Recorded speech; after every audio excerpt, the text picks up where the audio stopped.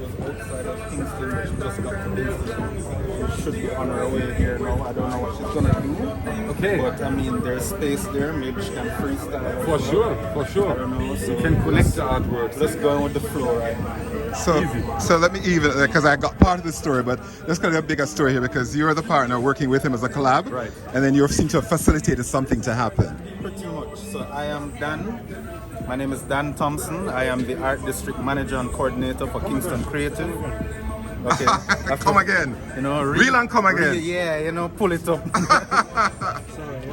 All right, so greetings. I am Dan Thompson. I am the art district manager and coordinator for Kingston Creative, and we're pretty much just I am pretty much just facilitating the collaboration between urban artist Berlin and local artist Dwayne Grant. There should be another artist coming, Susanna Missenberger. They're all just kind of collaborating on a piece just to document the process and just overall just have some fun, just to see what might pop up, what might come out of it. You know, nothing really planned, but it's just a fun team building activity going on, you know, in a nutshell. So yeah, we're just pretty much going with the flow And at the how do you moment. see that fit into the ultimate goal and mission of Kingston Creative? All right, so the ultimate goal is that we're creating an art district, and this is a part of the art district. It spans from Water Lane by F&B, the hub, Kingston Creative hub rather, and it's kind of just spreading out to kind of connect the National Library or the Library of Jamaica to the National Gallery. So we're creating like a live art street gallery using, you know, artwork, murals, graffiti, whatever it may be, to kind of just give people something to look at between the two states and, you know, kind of connect west downtown to east downtown and, you know, kind of breaking the stigma that downtown is not a safe place. We want people to come here and want them to look at the art, we want them to, you know, just enjoy the beauty that is downtown without actually destroying the place and rebuilding something new. So we're keeping the architecture alive, we're keeping the energy of the people alive, and we're just using art as like the catalyst to kind of promote a better, or not necessarily a better, but like a more peaceful, safer downtown, you know, where everybody can just enjoy all the nuances of what downtown has to offer. And so I love the way that you talk about connecting neighborhoods, right? So, and in fact, we've got these institutions that have incredible information about our history and who we have been. But it's kind of people go to one or the other, but then it's almost like you've created a route, a pathway connecting them, right? And then at the same time, you're creating a pathway connecting the idea of community in this space that has been lost over time because of all kinds of stuff, economics, blah, blah, blah. I know in any city in the world, shifts happen in the different communities, right? We all live in cities where that happens. And so you're just saying in the Jamaican conversation, in Kingston, a significant you know, capital particularly, it's what does that conversation look like here? Right? All right, so in a nutshell, we started off just with the idea of kind of changing the stigma of downtown using arts, and so far we have gotten to a point where the National Library of Jamaica is now documenting all the artworks and murals that have been created. So they're going down in the history books as a part of Jamaican art, a part of Jamaican culture, and we're just kind of, you know, fitting different things in there. Every last Sunday of the month we have the Kingston Creative Art Walk, where every month they have like a different theme. It's either visual arts, culinary arts, dance, theater, whatever it may be, and we're using the live art gallery now that we're creating to kind of facilitate all these different art forms. So we have some murals that are particularly directed towards musical icons or Jamaican music, whether it's folk or dancehall, reggae. There's dance, there's theater, there's a whole bunch of things to really look at, you know. So we're just kind of using art as that catalyst to kind of promote Jamaican culture, and we're doing it in the heart of downtown because, you know, downtown still has its importance. It's one of the oldest towns in Kingston. I won't say Jamaica, but in Kingston, you know, it's rich in culture, it's rich in history. All these buildings here that we're seeing have been around for many, many years. I think there's even a plaque there that says that wall was built in like 1930 something, you know. So, you know, we don't want to destroy the culture and the things that made downtown downtown. We just want to add to the whole history of downtown using art. And the other conversation, two layers of it is, you know, because of course when I hear downtown, I always end up think of uptown and of how class divides occur in the city, right? So is there in the conversation also an engagement with that idea of either interrupting something about that dynamic or narrative at all?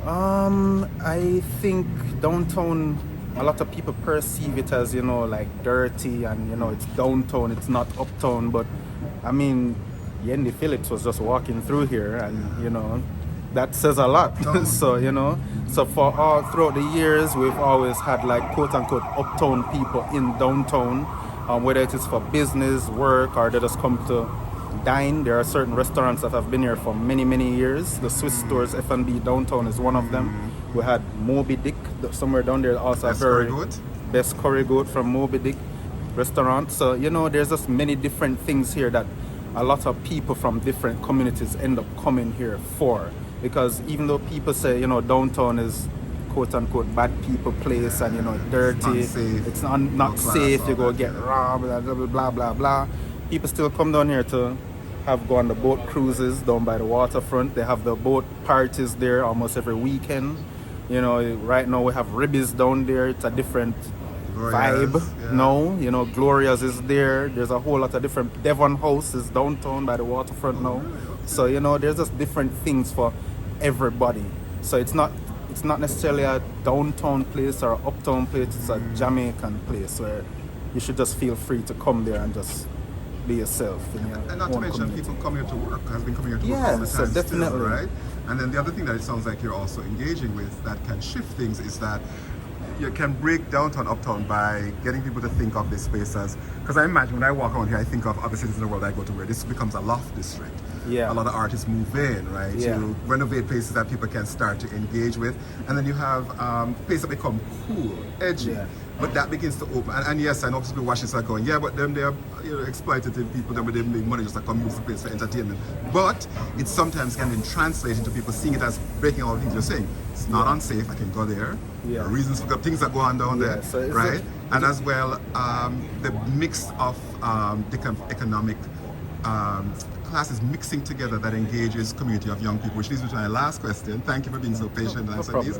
But my last question is, so the engagement with the community that has been here, that stays here, the working class folks who predominantly tend to have occupied these spaces.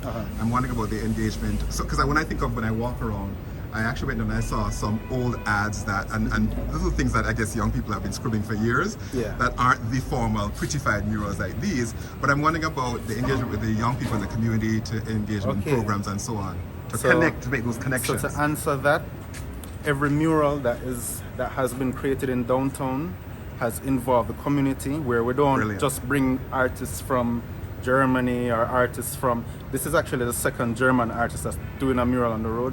Just for some added information.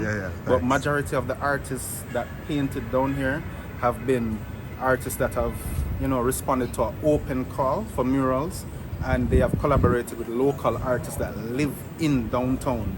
So it's not just their mural, it's everybody's mural, So every single mural out there, you will see a plaque, you will see the lead artist and like supporting artists.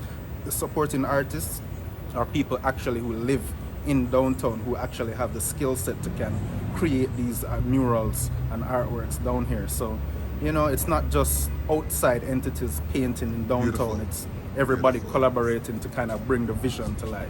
So eventually the whole place benefits in different ways. Yes, definitely. Because it's like, it's not just one direction, it's in as I said, the word exchange, which you can even know international, locally, but also and probably even cross island at some point too, right? So I lied. Last question, what's the favorite part of your job? Favorite part is actually this right here, just connecting with the people, like I would have never gotten the opportunity to have this conversation if I wasn't down here on the site, on location, just facilitating the mural, whether it is me going for a ladder or me just priming the wall myself to ensure that everybody can come and have a nice time painting on the mural. So it's just the energies that you can meet and connect with while being on site, being on location. Because I could have just been on a computer, sending emails or sending WhatsApp on my phone, just saying, hey, go to this location. But I wanted to come down here to actually meet the people and, be a part of the whole process and see the process with my own two eyes. Because it's a different thing when you see something with your own eyes versus seeing it on a phone screen or a computer screen, So you feel more immersed in the art and the atmosphere when you're actually down here.